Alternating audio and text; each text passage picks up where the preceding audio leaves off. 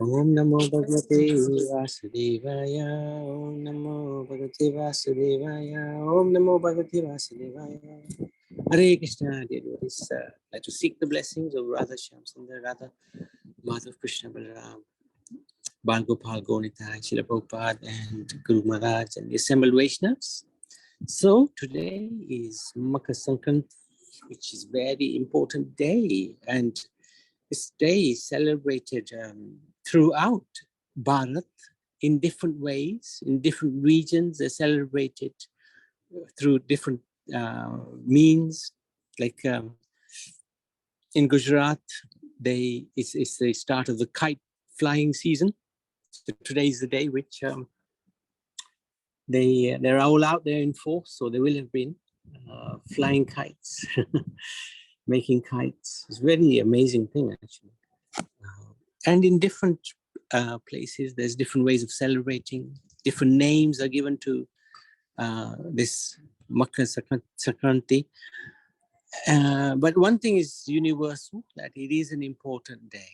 And one of the main reasons why it's so important is it marks the first day of the sun's transit into Capricorn, Makar Sankranti. It's marking the end of the month with the winter solstice and the start of longer days. This is based on the solar cycle. So today the sun shifts onto the northern hemisphere.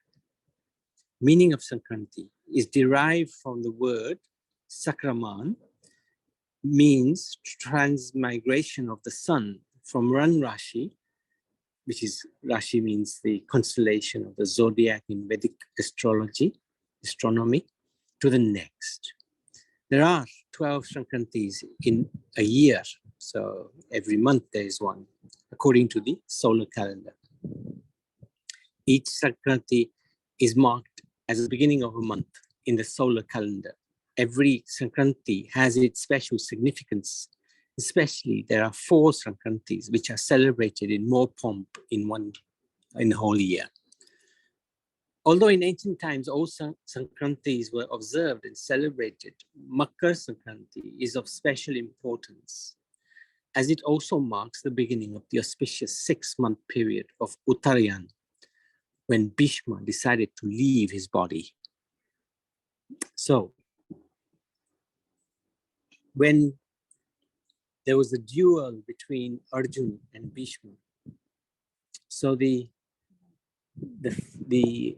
fight was fierce, and Arjuna, by some help, defeated Bhishma and shot his body full of arrows. So he was lying on a bed of arrows.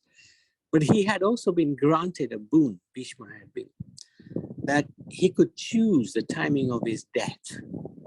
So although he was lying on this bed of arrows with all the blood sapped from his body, he didn't die.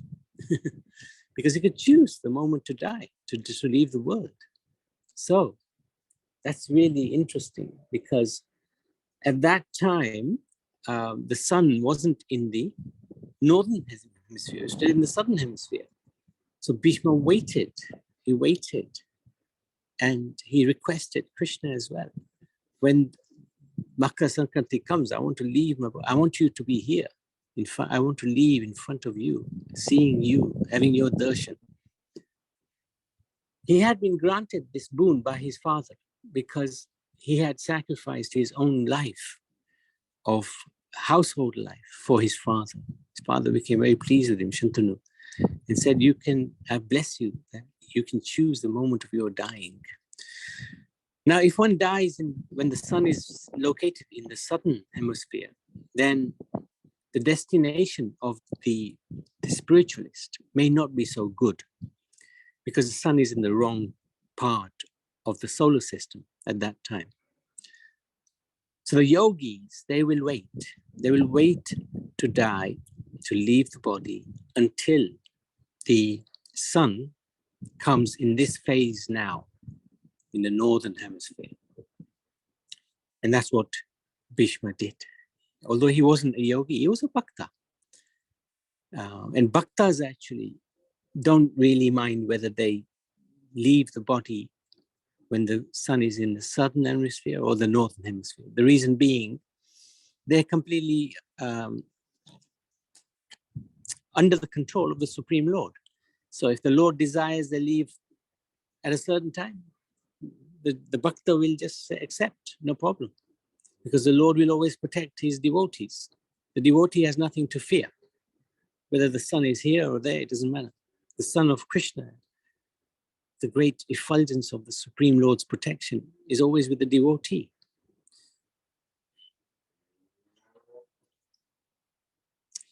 So there's another tithi takes place today, which is the sannyas tithi of Chaitanya Mahaprabhu. He took sannyas on this day. And also it is the day when Mother Ganga descends onto this earthly planet. So tomorrow is actually Ganga Sagar Mela, but we'll observe it today. So let's just have a quick look at these points again. After the war on the battlefield of Kurukshetra, when Bhishma Dev was lying on the bed of arrows and was about to leave his body, at that time he was waiting for the sun to enter into Uttarayan, as it is considered to be an auspicious time, and he left his body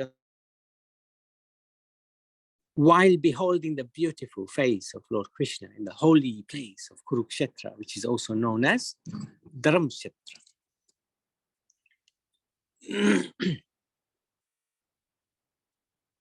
So this is really a phenomenal painting because it depicts this pastime very, very sweetly.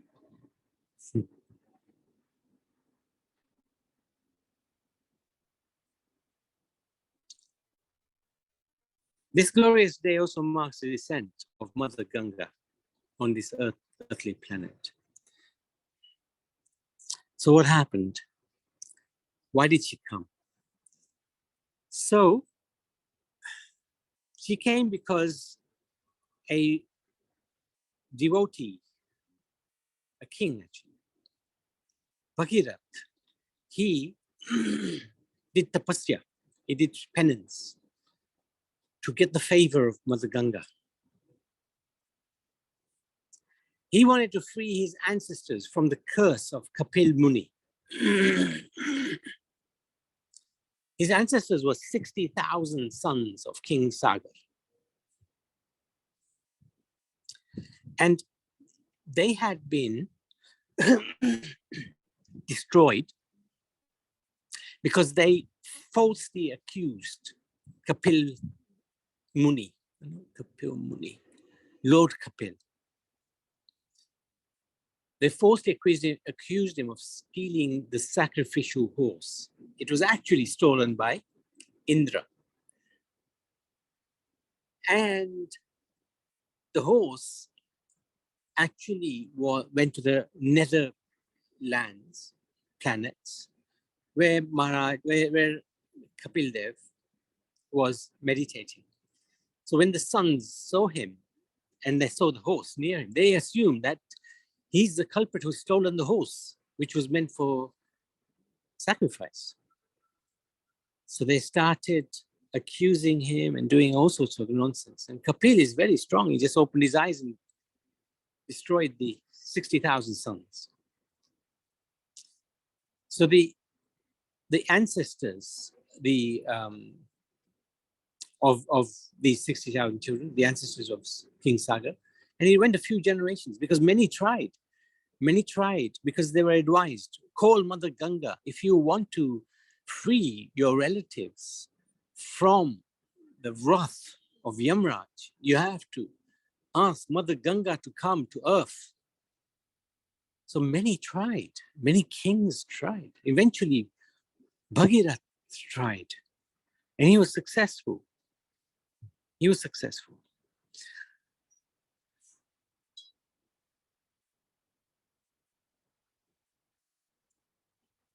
Now, when he approached Mother Ganga, because he pleased her with his penances, she was reluctant to come to earth for two reasons.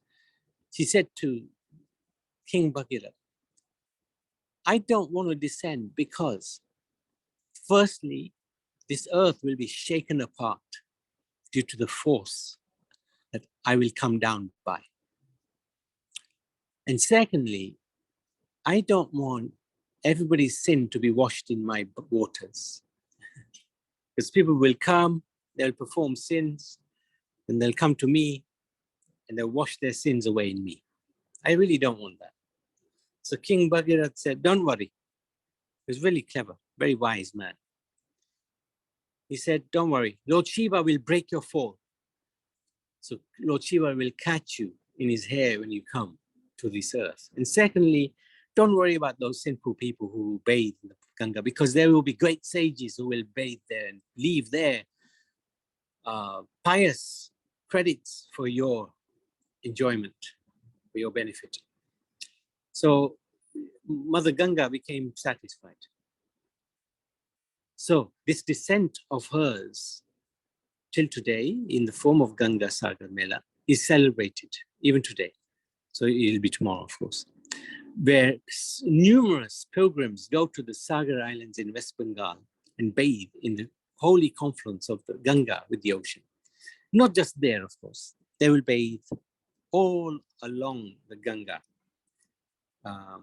Every place where the Ganga goes through will be full of devotees who will be bathing in the Ganga.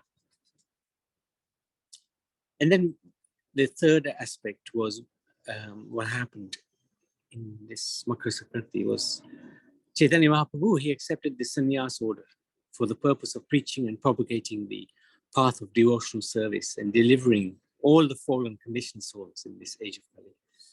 Now this is God. He doesn't have to take sannyas. Krishna married 16,108 wives. There was no question of sannyas. So even Mahaprabhu didn't have to take sannyas because he's a supreme personality of Godhead. But he took it for a number of reasons. He wanted to show how one can be totally renounced. Even God is totally renounced. Is the perfection of renunciation. And he also wanted to give prominence to the preaching of the holy names, especially in this age of Kali Yuga. In Kali Yuga, there is Kalo Nasteva Nasteva Nasteva Katyanyata. There is no other way apart from chanting the holy names of the Lord. So Chaitanya Mahaprabhu wanted to stress the importance of spreading the holy names widely. So he took sannyas. It was on this day that he left behind his widowed mother and young wife in Mayapur. And in the village of Katwa, he renounced his Grihastha ashram and accepted sannyas from Keshav Bhakti, shaving his beautiful locks of hair. Although being the supreme personality of Godhead, one of his opulences is that he is most renounced, and therefore there was no need for him to accept the renounced order of sannyas. Yet, seeing the fault-finding nature of the people and understanding that if he would accept the life of a renunciate, then the general populace would be able to give him the proper respect and refrain from committing offenses at his lotus feet. He decided to take sannyas. Thereafter, he inundated the entire universe with Krishna Bhakti, and it is due to his causeless mercy alone that we are able to today tread the path of devotion under the guidance and following in the footsteps of his followers. So let's go back to the Ganga, because this is really one of the most wonderful experiences. So Ganga, she came through the Himalayas when Lord Shiva caught her in his hair. He didn't let her go because Ganga was thinking, hey, I'm so powerful. So to reduce her pride, Lord Shiva kept her in his hair. And Bhagirath at that time prayed to Lord Shiva, please release her. I need her to come and free my ancestors. Please release her. And he did. So Ganga Mai flows from the Himalayas. And specifically, there's a place called Gangotri, where or Gomukh, she flows through that region of northern Bharat. And she is flowing, and before her is leading Bhagirath, because he wants to take her to the nether planets, the nether regions of the universe, to save his ancestors. So let's do this Ganga Sagar Mela. This is the Ganga, source of the Ganga is here. And it's very, very long, flows through many, many towns and cities, and eventually comes to the Bay of Bengal. This is where the Ganga Sagar Mela essentially takes place. But of course, bathing in Ganga takes place all the time, especially tomorrow, everywhere. And this is from Gangotri comes this Bhagirathi and joins with the Ganga later on. They're all part of the Ganga, they just have different streams. This is called Mandikini, this is called Alkananda, and this is Yamunotri, different, totally different. So this is the Char Dham, which is described in northern Bharat, Yamunotri, Gangotri, Kedarnath, and Badrinath. Very good to visit, at least once in our life. Very powerful. Okay, so let's do a bit of Ganga Snam. So, Gomukh is the source. It's very, very close to the Himalayas. You can see you can almost touch the Himalayas. And you can see these glaciers, almost, they've retreated a bit because of global warming. They become smaller. But still, it's a fascinating sight. We were very fortunate. In 2010, we were able to make this journey to Gomukh, which was quite a heavy journey. I don't think I could do it again. But we bathed there. We had a snan. It is ice cold. In fact, you could see icicles flowing down the river. Fascinating. Ganga Mai Ki Jai, Ganga Mai Ki Jai, Ganga Mai Ki Jai. Next, we go to Gangotri. Gangotri is one of the most fascinating places in the world. I was really taken by it. It's just the most incredible. The Ganga flows very, very fast. You can't bathe in her unless you're holding on to railings. She's too fast. And she makes a fierce noise as she's going past Gangotri. It's tremendous. It's really one of the most enchanting sounds. And here they do arti every day, twice a day, morning and evening, sunrise, sunset. And it's cold. Even in the summer, it's cold. In the winter, they close it down completely because it's too much snow, too much ice. So now it's closed. It'll open up again in around about end of April, something like that, for 6 months, and then it'll close again. So we can hear faith holding on to the railings. Ganga Mai Ki Jai, Ganga Mai Ki Jai, Ganga Mai Ki Jai. Next, we go to Dev-Prayag. Dev-Prayag, I think the Yamuna and Ganga may meet here. Can't remember exactly now. I think they do. Can't see this clearly, but I think the rivers look different colors. Is it Alaknanda, Prabhu? Sorry? Alaknanda. And Alaknanda. Ganga. Yes, that's correct. You've been there? Yeah, Prabhu. Wow, well done. Very good. So did you go to the Gangotri as well? No. We went to Badrinath and Kedarnath only. Ah, okay. Gangotri is very easy because there's no climbing. It's just a straight car journey there. 8 hours, but straight there. Kedarnath is a huge climb. And Yamunotri, my goodness, Yamunotri is really hard to climb up. I found it hard. So yes, Deprayag, Ganga Mai Ki Jai. Traditionally, it's considered to be a place where sage Dev Sharma led his ecstatic life, giving birth to its present name, Deprayag. It is one of the 5 sacred confluences in the hills and is an important place of pilgrimage for devoted Hindus. Deprayag means godly confluence in Sanskrit. As per Hindu scriptures, Deprayag is the sacred event of merging 2 visible heavenly rivers, Alkananda, very good, and Bhagirathi, to form the holy Ganga.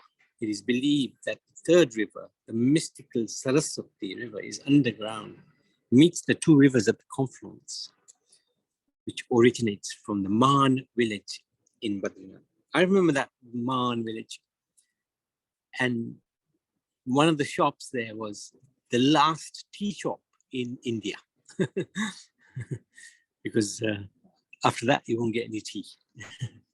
Very interesting. In Deprayag, the river comes from the feet of Sri Raghunathji in Raghunath temple. Also, according to, of course, this, I don't know why I use this mythology. That's not right. Nothing is mythology in Hindu philosophy. According to the pastimes, the footprints of Lord Ram are purported to exist at Ram Kund. So, next, Rishikesh.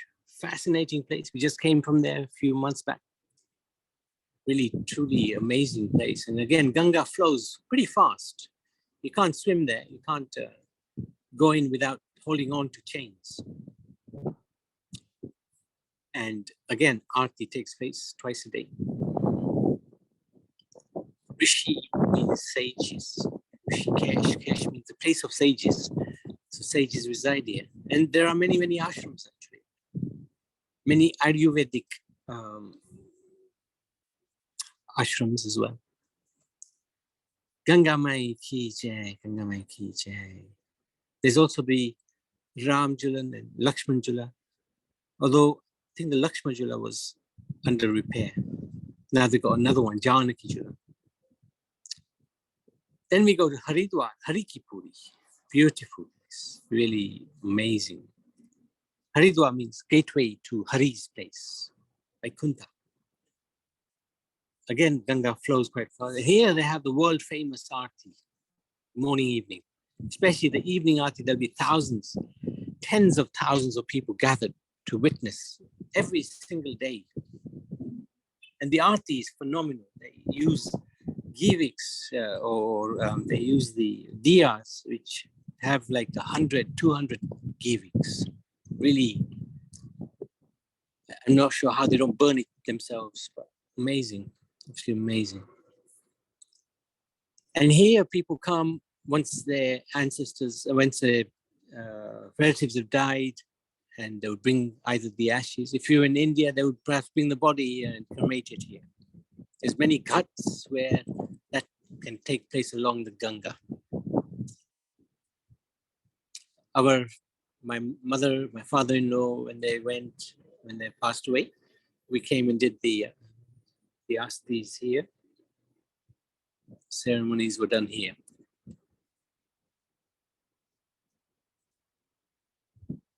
Kanpur, don't know much about Kanpur. I know it's an industrial town. Ganga flows through it.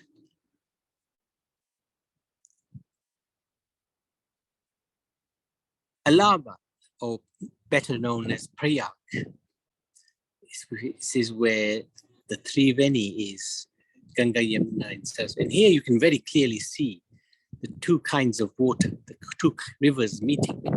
Yamuna is the dark river, and Ganga is the light, golden color. They meet, but they don't mix, which is really fascinating. And here you can bathe. They have a sangam, a meeting place in the middle here, which has platforms where one can take the boat and have a bath there very safely. We also can perform pindan ceremony for the ancestors here. It's a very, very holy place. And the Kumbh Mela, one of the Kumbh Melas takes place here.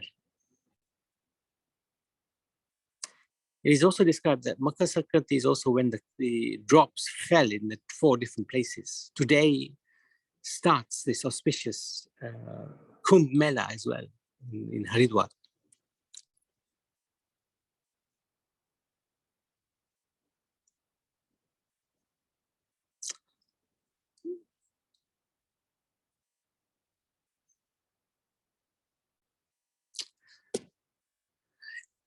Ganga Mai ki jai, Ganga Mai ki jai. Varanasi is the next stop.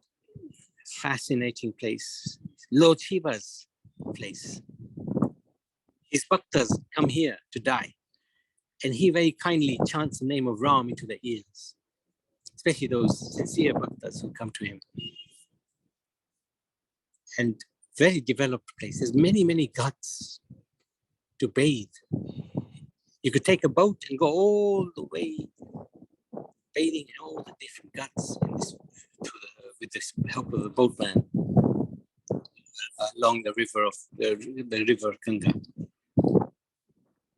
They have the Vishwanath Mandir here, huge Shiva's Mandir, very, very famous, popular.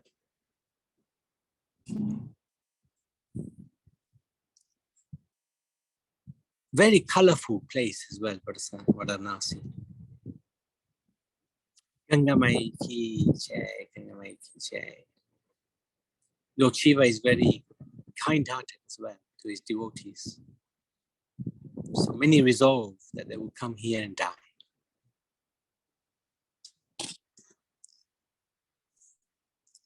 Next is Patna. I don't know anything about Patna, except it's in Bihar.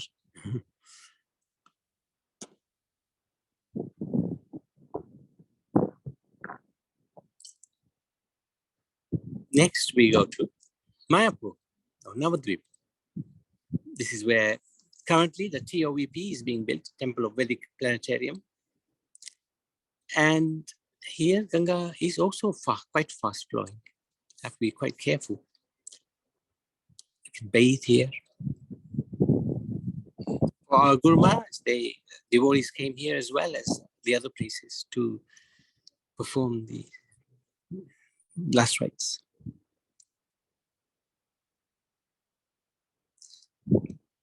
And this is a fascinating place, which is where Chaitanya Mahaprabhu took his birth. And from here, started the Sankirtan movement. Ganga Mai ki jai, Ganga Mai ki jai. And then we have the Ganga Sagar. So this is where the Ganga meets the Bay of Bengal. So Bhagirathi, he brought Ganga all the way. I mean, the Ganga may have shifted because it has a tendency to shift. Generally, the route is this one. And he took her all the way down into the nether regions. She followed him because she was so pleased with his humbleness and his tapasya. We've never been here. Maybe one day we would like to go. Ganga Sagar ki jai, Ganga Mai ki jai, Ganga Mai ki jai. So this is probably what it's looking like, or it will be looking like tomorrow, if not even more busier. Fascinating place. So many pilgrims get together with great faith.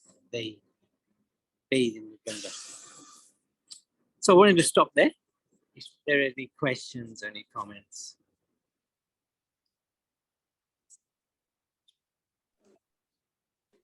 Hare Krishna, Prabhuji, and all the devotees.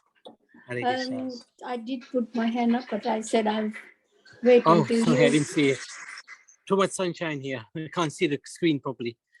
Oh, sorry. Okay. No, it's okay. Are you enjoying your holidays?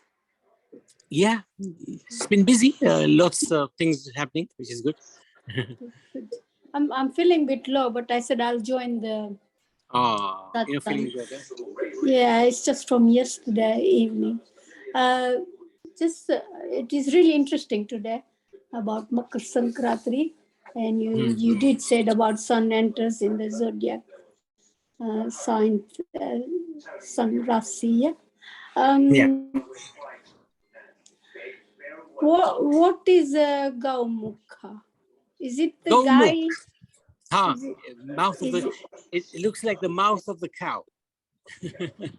oh, Gomuk. Gaumukh. So I mean, the mountains look like Gaumukh. Is that what you're saying?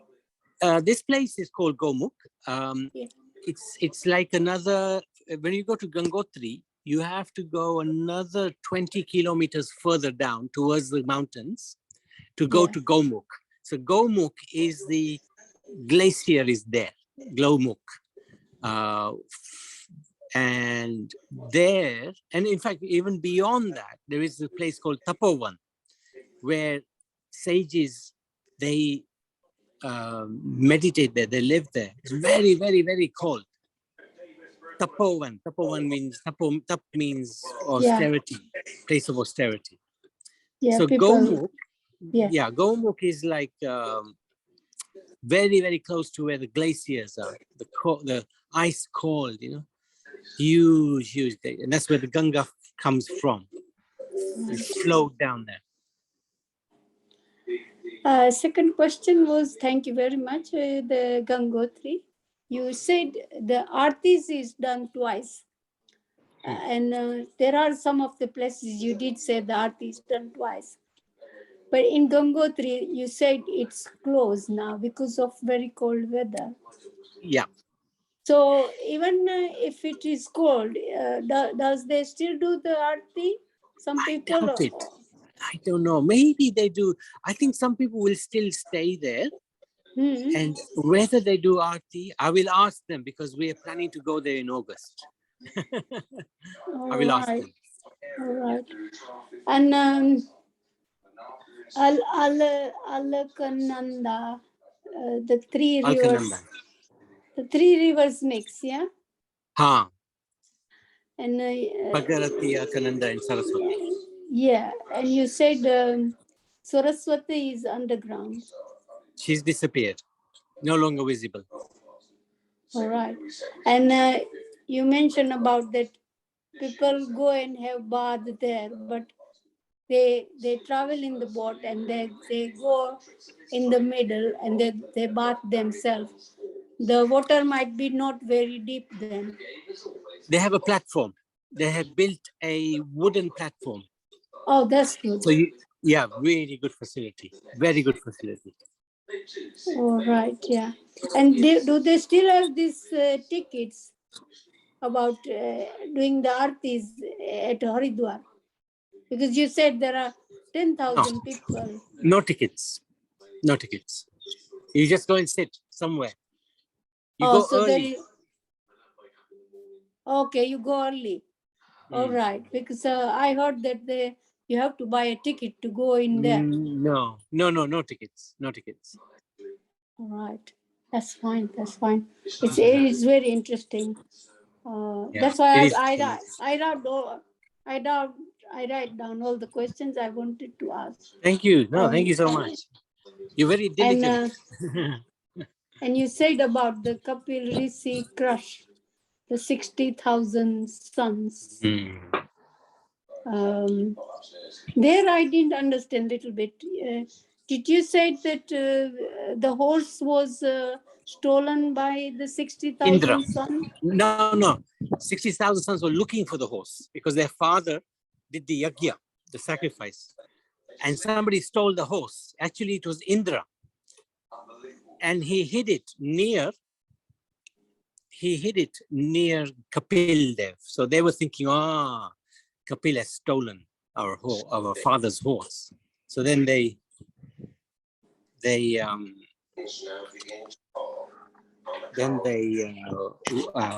accused Kapil and started blaspheming him. And Kapil was doing great austerity. He just opened his eyes and all the sons perished. They were burnt. They were burnt. All right. Thank you. They were burnt actually because of their own fire, the fire from their own body. Yeah. He didn't actually. I got it. I got it. Because I was just thinking how this happened. Thank you very much. Thank you so much. Okay, unless there's anything else from anybody else, we can stop. Ganga Mai ki jai, Makar Sankranti ki jai.